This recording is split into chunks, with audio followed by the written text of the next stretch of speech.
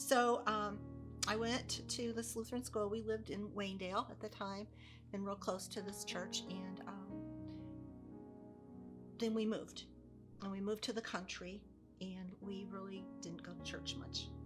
My mother was studying to be a nun in France, and my father's dad was a Methodist minister. So my father was a PK, and he was kind of the typical PK, you know. So, but we didn't go to church. We didn't read the Bible at home after we had moved away from the city. So to me, church was really, to me, church was more about, oh, I got this new dress and I get to go to church. You know, that was, we memorized things. I didn't learn anything. So at about the age of 14 or 15, I became very rebellious towards my parents. I also had my first boyfriend about that time. And so I wanted to do what I wanted to do, and I did it. And so I left home at 16, and I quit school, and quickly realized how stupid I was. I went back to school, got my diploma, and I tried going to church, but it just never stuck with me. It was just never anything that I could just really grasp. So I went through a lot of really, really, really bad relationships. I was very insecure. I was very jealous. I had no self-esteem. I think I had always wanted my dad to be proud of me, but I never felt like I could ever measure up to him. So I never really felt like my dad was proud of me. And I think in all this time, I was looking for unconditional love, even though I probably didn't know what unconditional love really was. So I went through a lot of really bad relationships. And the more relationships I went through, the more crazy I became. I was more insecure. I was more jealous. I was just lost out there. And I had no idea how to be found, none whatsoever. I had a lot of relationships, and I've then met a man who had a small child, and we lived together for 3.5 years, and then in 1989 we were married. We lived a life of partying, of drinking, smoking, cursing, being out all night, taking uppers. We had some crazy fights, which all came from the booze. I resented his child because when he would come on the weekends, it was just taking away time from me. Little Miss Insecure, who couldn't accept anybody or anything.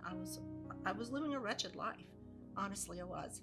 He had 3 affairs during our marriage. We patched them up 2 times.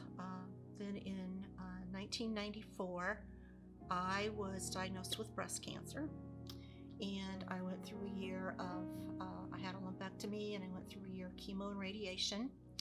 And after that time, I didn't want to go out and party anymore. I didn't want to smoke anymore because I quit when I was diagnosed. And I just kept saying to myself, there's got to be more to life than this. This can't be it. And so, shortly after that time, my husband came home, and he told me that he was having another affair with a woman that he worked with, which I pretty much presumed he was.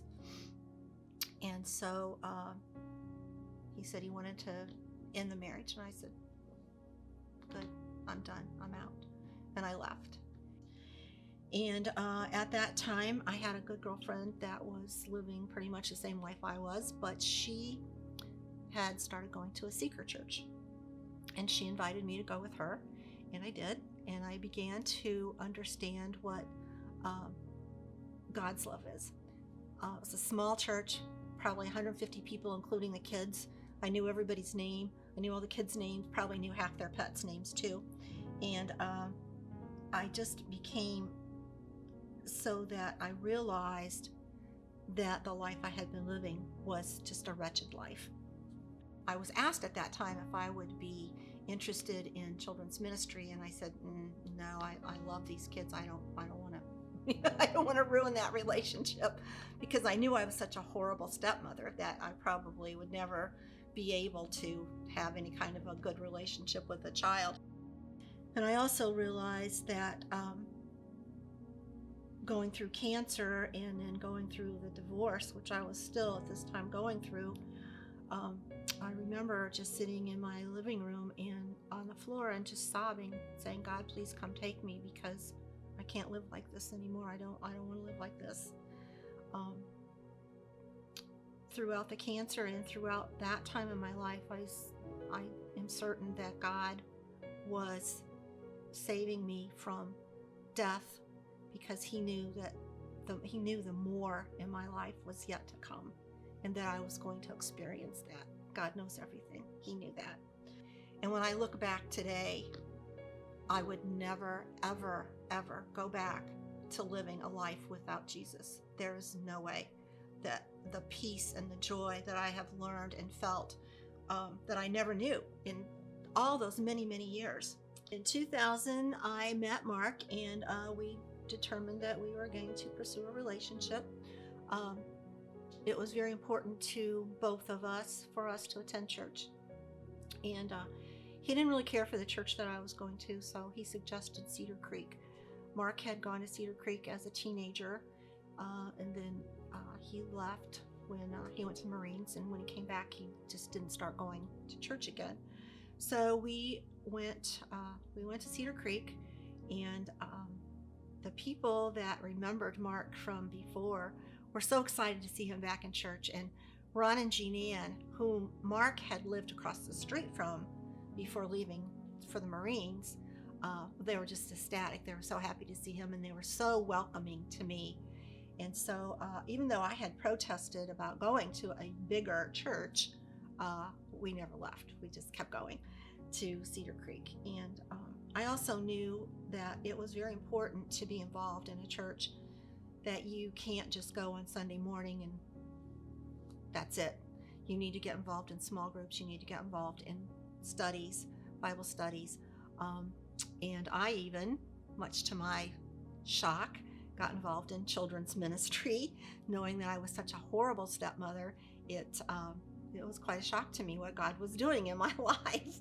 And so the one thing that I never heard in all the years that I tried to go to church and so forth, I never heard about the fruits of the Spirit. You know, the peace, the joy. And I just asked God, fill me with the fruits of the Spirit, because that's what I want.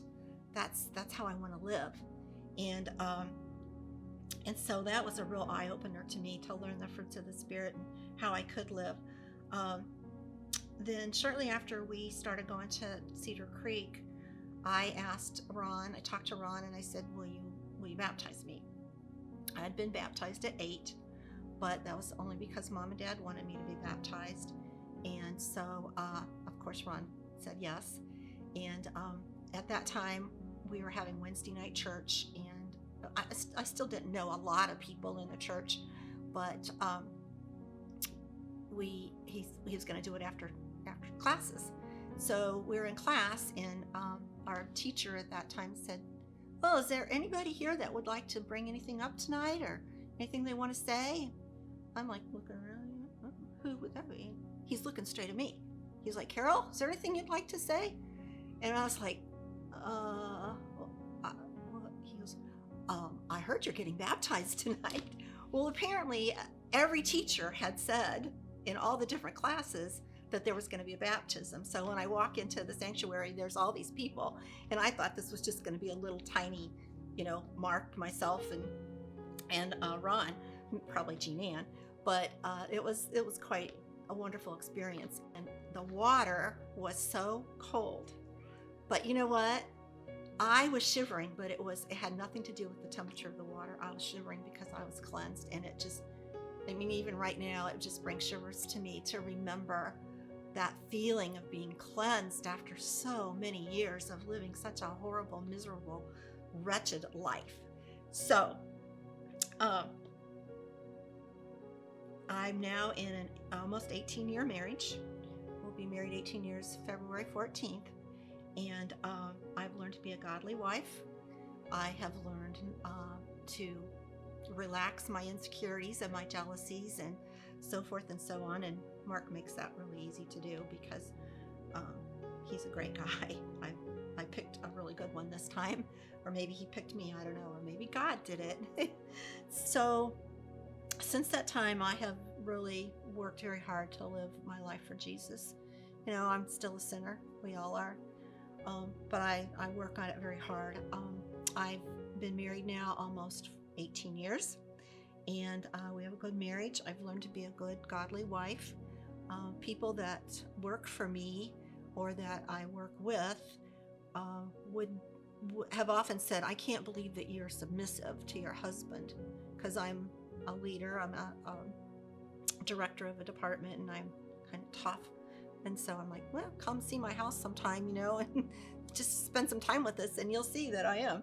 But so, you know, and I love the relationships that we've made at Cedar Creek, which has also helped me to have relationships otherwise, like our little neighborhood here, just back in this little area. We have a women's group that we meet once a month. It's great. It's let me get to know my neighbors better. I mentor a group from church, a women's group, and now I have this friend who's asked me to mentor her, and I do need prayers for that, please. I really need prayers. She asks really hard questions. What I have to say is that if you don't know Jesus, you don't know what life is like. Because if you're living that miserable, wretched life that I was living, you need to understand that there is more, and I have found the more. And just to end this, there's a couple of verses. When I first became a Christian, I started obviously reading the Bible, and Matthew 6:34 was one of my very first memorized verses. Do not worry about tomorrow, for today has its own problems. And I used to be a worrier. I'm not a worrier anymore. The last verse, or the last one that I want to talk about, is Psalm 116. I love the Lord, for he heard my voice. He heard my cry for mercy. Because he turned his ear to me, I will call on him as long as I live. The cords of death entangled me. The anguish of the grave came over me. I was overcome by distress and sorrow.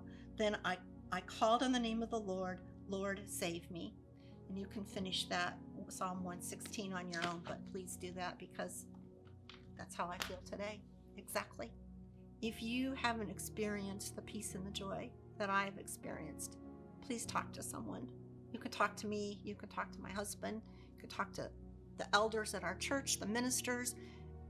Find someone, because if you're living that wretched, miserable life that I was living, you will find that you can find joy in life, and that living for God is what you need to do.